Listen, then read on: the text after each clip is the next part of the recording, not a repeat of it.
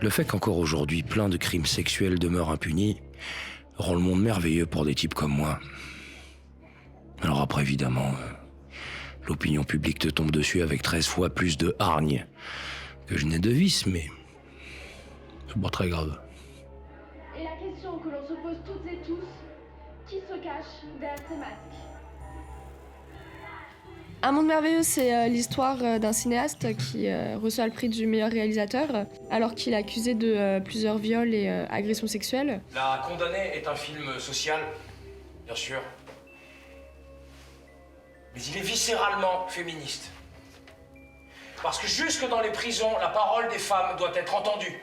Et on a un jeune couple, Max et Jonas, qui se réinventent en duo de justiciers et qui vont traquer cet homme. On a beaucoup aimé travailler avec Quentin Faure qui donc interprète l'antagoniste de ce film, à savoir Paul Delarge. Sur le plateau, c'est autant un acteur physique que psychique, j'ai envie de dire, très à l'écoute, très source de propositions. C'était le meilleur dans ce registre. Ce qui a été très cool de la part de Maëva et Léo, c'est qu'ils ont vraiment créé une atmosphère sécurisante et tout. Donc on a eu un coordinateur de cascade, on a eu une journée entière de répète dans la loge où on a tourné pour qu'il n'y ait pas de blessés, qu'on se fasse pas mal, etc. Donc c'est un vrai régal, quoi.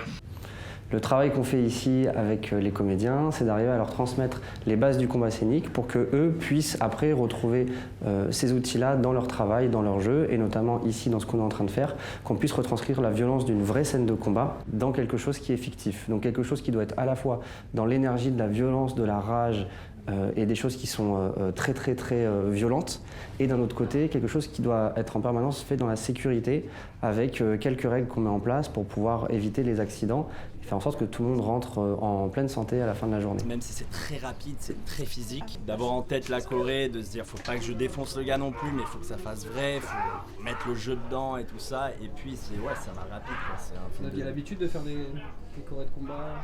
Moi, pas du tout. Moi non plus. Ouais. Moi, mon plus gros challenge, ça a été de ne pas blesser mon super partenaire Quentin avec ses petits ongles très pointus. J'avais très peur de lui faire mal.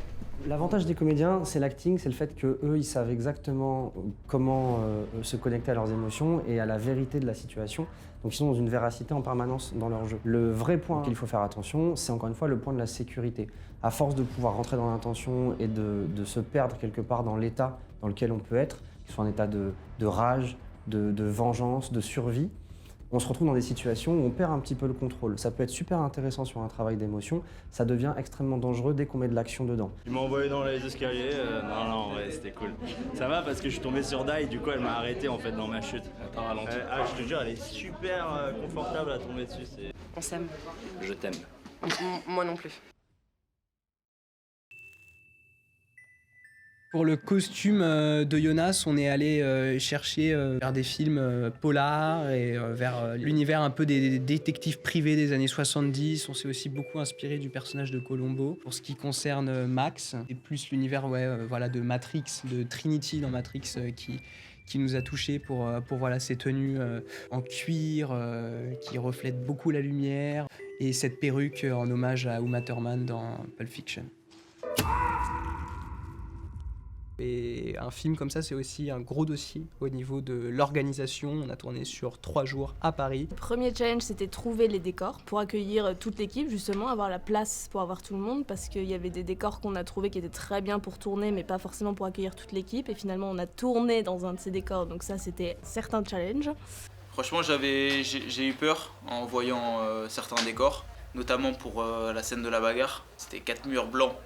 Donc c'est vraiment la hantise d'un chef opérateur, de quelqu'un qui doit faire la lumière, parce que si la lumière bave sur un mur, elle se reflète sur les 4. Avec Léo et Maëva, avec les réalisateurs, on a décidé de faire un jeu de lumière qui venait d'en haut. Et on l'a fait un peu en bricolant, c'est vrai. C'est une config un peu, comment dire, artisanale, c'est le mot.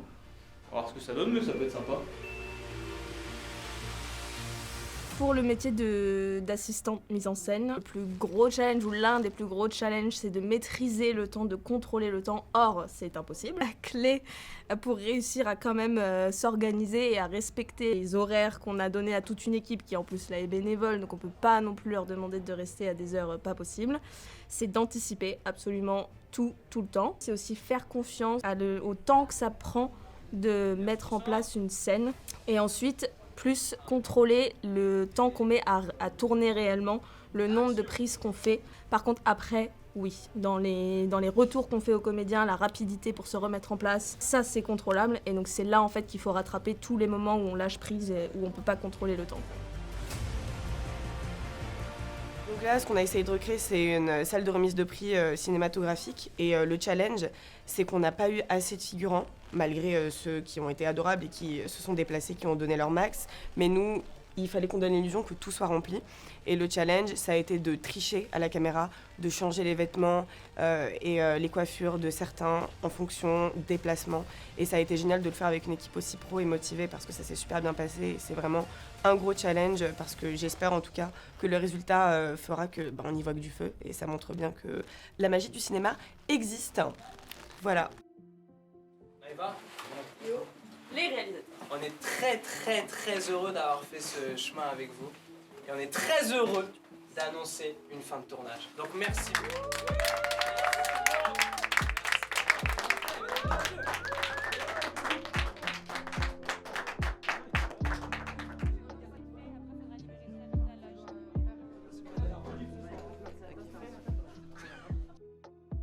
Le film est actuellement disponible sur le site du Nikon Film Festival. Si vous l'avez aimé, vous pouvez le partager autour de vous, le soutenir, et puis on se donne rendez-vous en avril pour savoir si le film est retenu dans les 50 finalistes.